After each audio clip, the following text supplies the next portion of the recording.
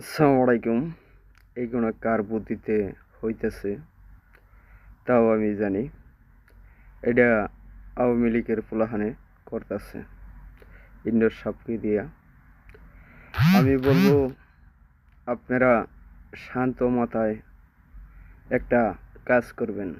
এই রেডিমেড বন্ধ করে দেওয়া যাবে না, কারণ আমি সেটা দেখতাছি কি করা যায়। কারণ দেখেন, আপনারা মোবাইল 3টার বেশি নেওয়া যাবে না কে বলছে? ইনো সব বলছে। ইনো সব তাহলে গদির থাকতে পারবে না, কারণ ইনো সব যদি গদির থাকে তাহলে প্রবাসীগর সমস্যা হইতেছে। আমরা দেখে শুনে আবার অবশ্যই করব, এই যাকে বসাই তাকে বসাবো। কারণ প্রবাসীরা 5টা 6টা 7টা 8টা মোবাইল নিতে পারবে না। কে কে বলছে এই কথাটা? ইন্দ্র সব বলছে। ইন্দ্র সব আপনি সরাসরি লাইফের মাধ্যমে প্রবাসী করে মোবাইলটা কেন নিবা না করছেন বাংলাদেশ, আর কেন মোবাইলটা রেজিস্ট্রেশন করুন আগে সেটা আমাকে একটু বলবেন।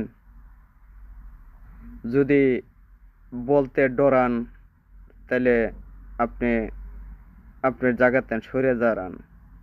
আর যদি কোন না আমি ডরাই না তোমাগরে দেখিয়া, তাইলে আপনি বুক ফুলাইয়া আমাদের সাথে কথাটা বলতে পারেন।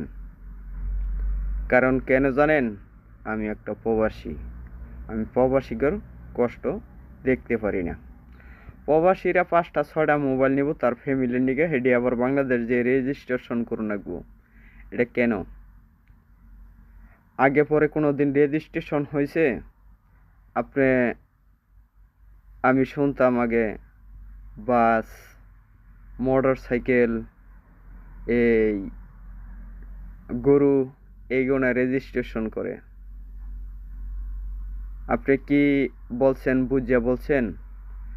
আমি এই দেশ থেকে 5টা মোবাইল নিয়ে যাব।